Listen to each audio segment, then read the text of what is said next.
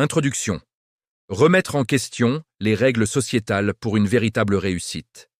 Dans notre quête de succès, on nous incite souvent à nommer des figures exemplaires qui ont triomphé en respectant scrupuleusement les normes sociales, des personnes comme des entrepreneurs philanthropes ou des leaders politiques conventionnels. Pourtant, une observation attentive révèle une vérité plus nuancée.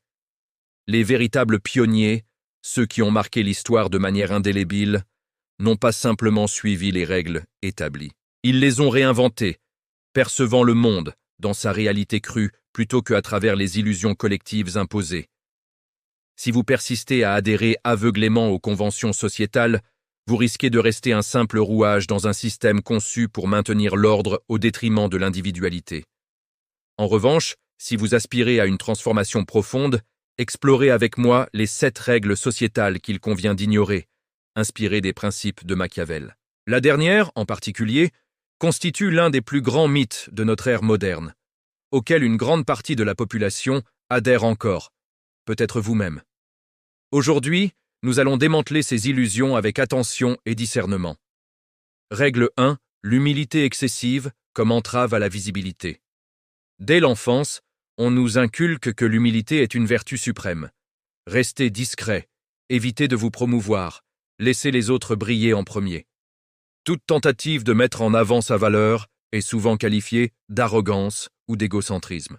Mais examinons la réalité. Qui dirige les grandes entreprises, influence les sphères publiques et redéfinit les paradigmes?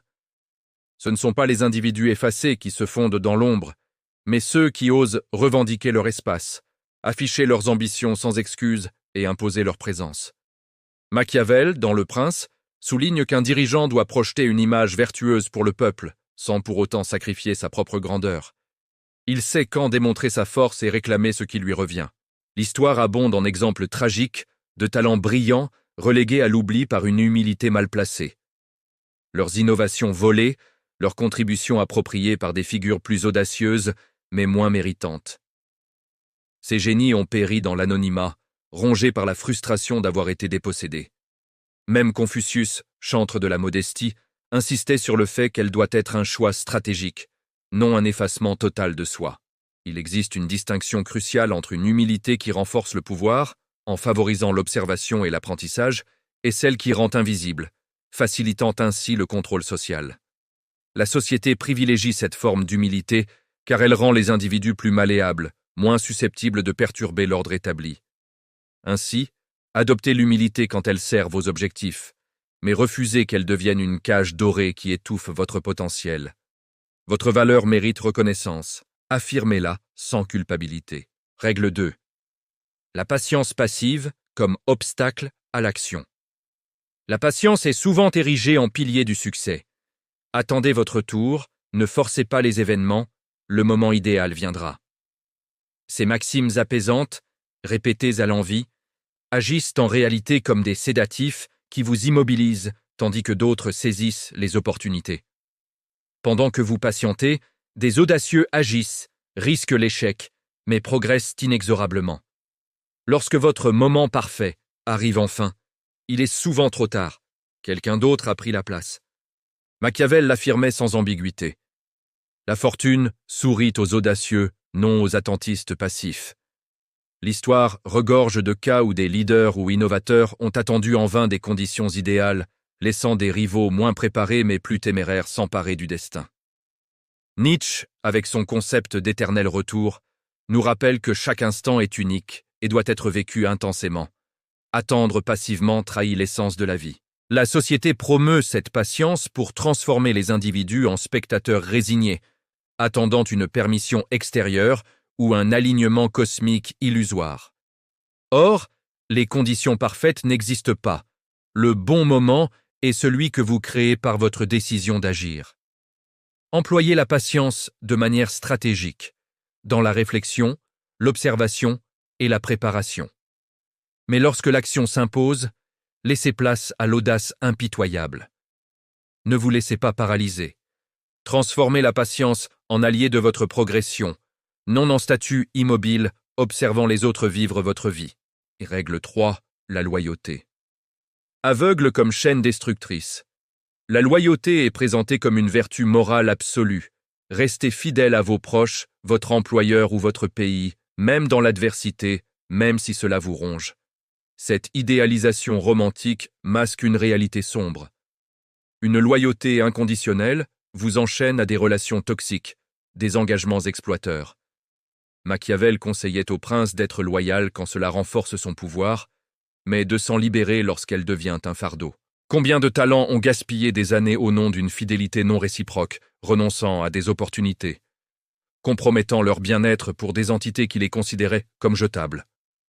Sartre, dans sa philosophie existentialiste, voit la loyauté imposée comme une aliénation, une négation de la liberté individuelle. Soyez loyal à vos principes, non à une soumission aveugle. La société manipule cette vertu pour maintenir le contrôle. Questionner la loyauté passe pour immoral, alors que se retirer d'une dynamique destructrice est un acte de courage. Les puissants pratiquent une loyauté stratégique. Ils choisissent des alliances mutuellement bénéfiques et s'en détachent dignement si nécessaire. La loyauté doit être conditionnelle, ancrée dans le respect et l'équité, non dans un masochisme sacrificiel. Respectez-vous assez pour prioriser votre intégrité. Règle 4. La poursuite du bonheur comme objectif illusoire. La société martèle que le bonheur est le but suprême de l'existence. Publicité, réseaux sociaux et guides de développement personnel en font une quête obsessionnelle. Pourtant, cette fixation peut mener à une vie superficielle, dénuée de profondeur. Machiavel ne mentionne guère le bonheur. Il évoque la gloire, l'action et l'impact durable. Pour le prince, le bonheur émerge comme sous-produit d'une quête de sens, non comme fin en soi. Nombreux sont ceux qui chassent le bonheur comme un mirage, fuyant tout inconfort et perdant ainsi direction et accomplissement. Camus, dans sa philosophie de l'absurde, insiste sur la recherche de sens plutôt que de bonheur, face à un monde irrationnel. Les études psychologiques confirment que la satisfaction profonde naît des défis surmontés, non des plaisirs éphémères liés à la consommation.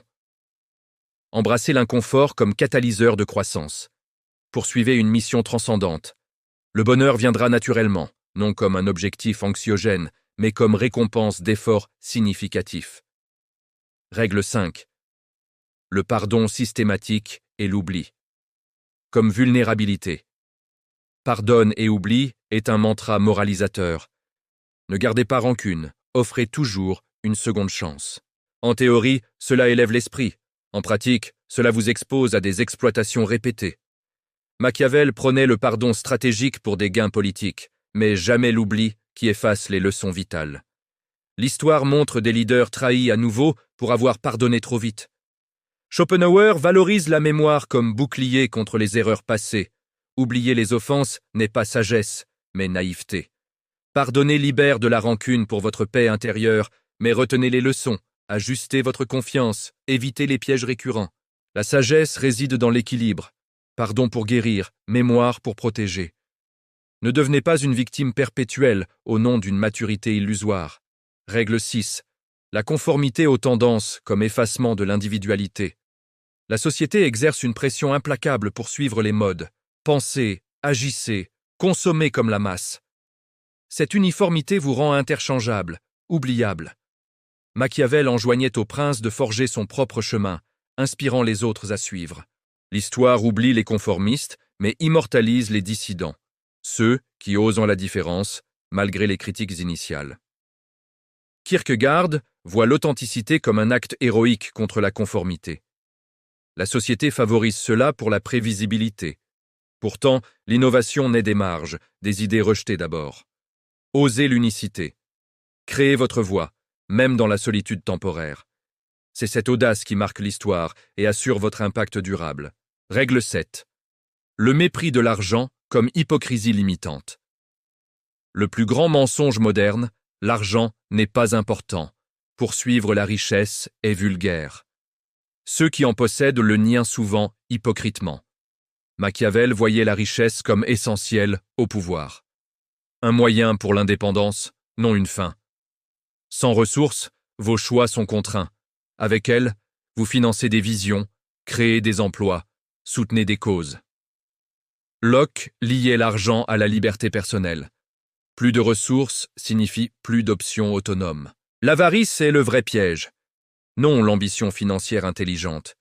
Utilisez l'argent comme outil pour la liberté et l'impact, non comme obsession. Ignorez les discours culpabilisants des nantis. Visez l'indépendance pour vivre selon vos termes. Conclusion, vers une liberté authentique en brisant les chaînes. Ces 7 règles, déguisées en vertus, sont des mécanismes de contrôle qui vous maintiennent dans l'ombre. Machiavel, il y a 5 siècles, nous enseigne à penser indépendamment, à briser les conventions pour une liberté véritable. Cela exige courage et réflexion. Vous risquez l'isolement, mais gagnez l'autonomie. Commencez dès maintenant. Interrogez les règles que vous suivez par habitude ou peur. Servent-elles vos objectifs ou vous limitent-elles? Reprenez le contrôle. Forgez vos propres règles pour réaliser votre potentiel. Cette voie, bien que ardue, mène à une existence authentique et impactante.